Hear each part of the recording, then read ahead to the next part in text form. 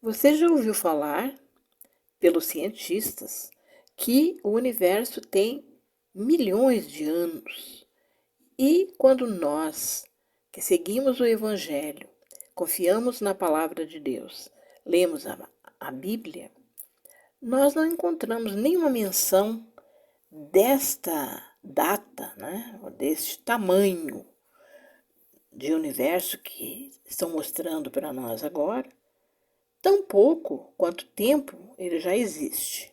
Muito menos a Bíblia nos fala de um Big Bang. Nós sabemos que foi Deus quem criou tudo.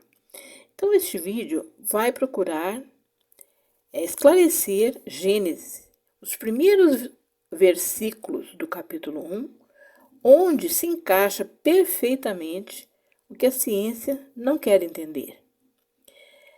Veja isso logo após a introdução.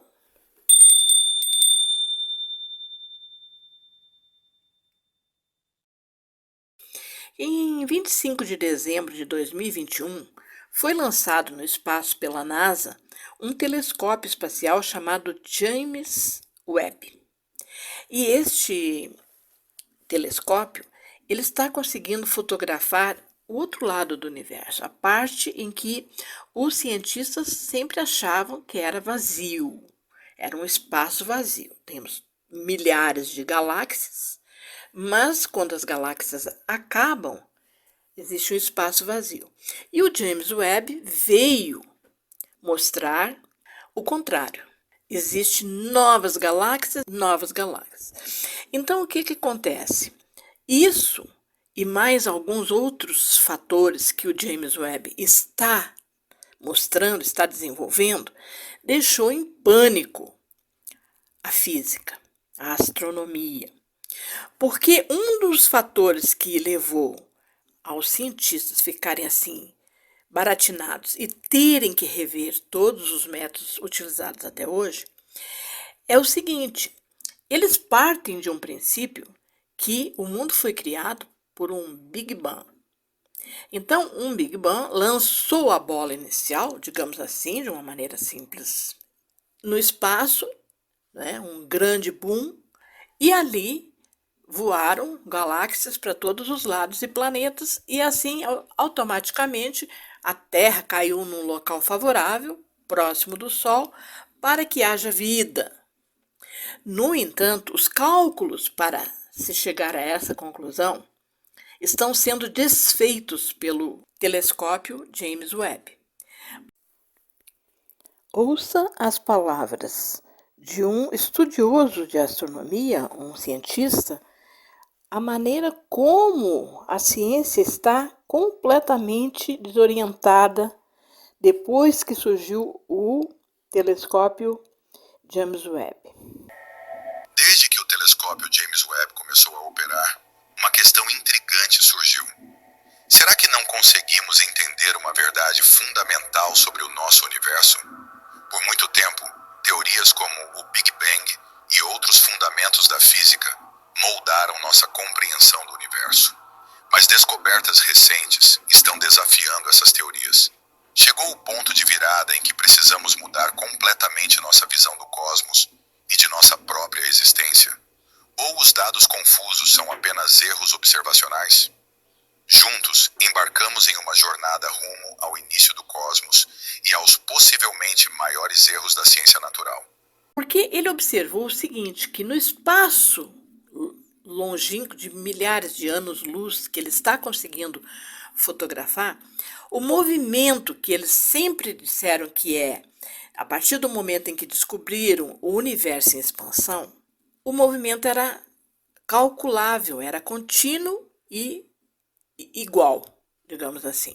Então, se movimentam para a direita com x velocidade, se movimentam para a esquerda, outros com x velocidade. Tudo batia até então. Veio o James Webb e disse não. Para a direita, umas galáxias andam em x velocidade, para a esquerda, outras andam em y velocidade. Deus está mostrando a eles quem fez o universo. E agora vamos entrar na palavra de Deus para entender o que eu entendi em Gênesis. O Senhor Deus deixou lacunas abertas. E as pessoas leem sem prestar atenção, porque se parassem para olhar, veriam que existe as lacunas que Deus não explicou. Pegue, por exemplo, Gênesis 1, versículo 1. Deus está dizendo ali o quê? No princípio, Deus criou os céus e a terra. Que céus são esses? Os céus e a terra significa que ele criou a matéria. Porque tudo que consta do universo, desse céu que nós conhecemos, é matéria. Eu quero mostrar para você uma outra questão na sequência. Versículos 2 e 3 de Gênesis. No 2 está escrito que era a terra sem forma e vazia.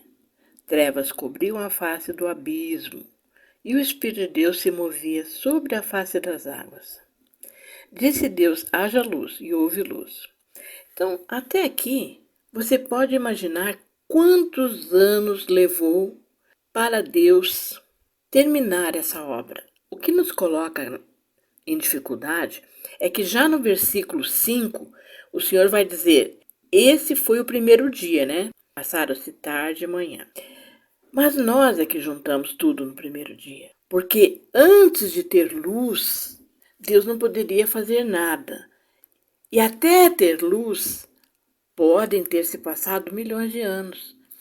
O que me mostra na palavra de Deus que Deus tem paciência de esperar as coisas se ajeitarem na terra para depois ele tomar decisões ou dar continuidade. O período intertestamentário que ocorreu entre o Antigo Testamento e o Novo Testamento. Ali tem um período de 400 anos que nós chamamos de interstício. Nesse período, Deus esperou Israel se montar como cidade, vilas, Jerusalém, a Judéia, tudo aquilo ali não havia. Quando passaram o Rio Jordão, começaram a montar cidades. Aquilo ali cresceu. Para quê?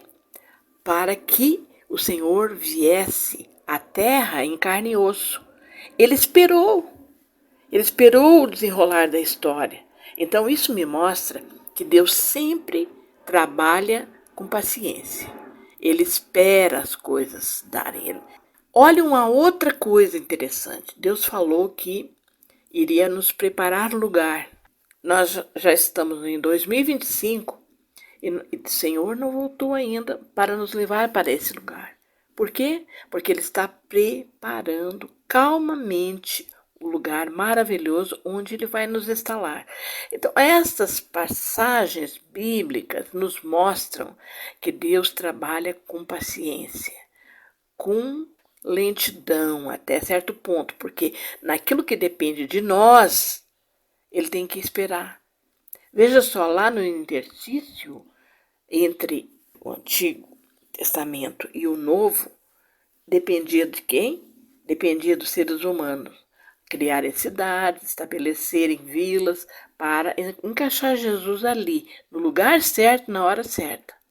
E nós trabalhamos lentamente. Olha aquele povo atravessando o Rio Jordão, passando 40 anos rodando naquele deserto. Um povo indeciso, né? Um povo que precisou de muita paciência de Deus. Chegou uma hora em que Deus falou: eu vou descer lá, porque esse povo não obedece nada. E Deus veio no monte, trouxe as tábuas da lei, estabeleceu tudo ali com Moisés.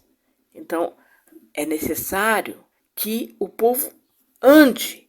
Agora é a mesma coisa. Jesus vai voltar, mas o que você está fazendo para isso? Deus tem um plano. A gente pensa assim, Deus tem um plano para tal dia, porque Ele sabe, Ele olha lá na frente. Mas e nós? O que nós estamos fazendo para dar suporte à volta de Jesus? Então, assim foi também no princípio. Não dependia de nós, dependia de coisas que só Deus sabe, para criar a luz, para trazer as formas da terra, né? Para trazer a vegetação, para trazer tudo. Então, nesse período aí, foi um período muito longo, que para nós se trata de espaço-tempo, mas para Deus não. Tudo é hoje para Deus. Nós calculamos tempo. Os astrônomos, Os cientistas calculam tempo, anos-luz para chegar em tal galáxia. Para Deus não, tudo é hoje. Mas nós não temos capacidade para entender isso. Não é culpa nossa, Deus nos fez assim, de uma inteligência pura, mas reduzida. Ele nos deu capacidade para traçarmos junto com ele esse caminho que veio lá de Adão e Eva, passou toda a genealogia, um caminho para chegar em Jesus. Aí Jesus veio para os judeus, depois Jesus abriu o leque da salvação para alcançar os gentios que somos nós. Temos que entender por meio do espaço-tempo tudo isso, mas para Deus tudo é hoje. Tudo está acontecendo num dia só para Ele. E Ele teve a paciência de nos dizer, veio manhã e tarde. Como é que podia vir manhã e tarde se não havia luz? Então, naquele período do versículos 1, 2 e 3 de Gênesis, não tinha manhã e nem tarde. Então, nós temos dificuldade para entender isso. Mas uma coisa é certa, a ciência não está errada.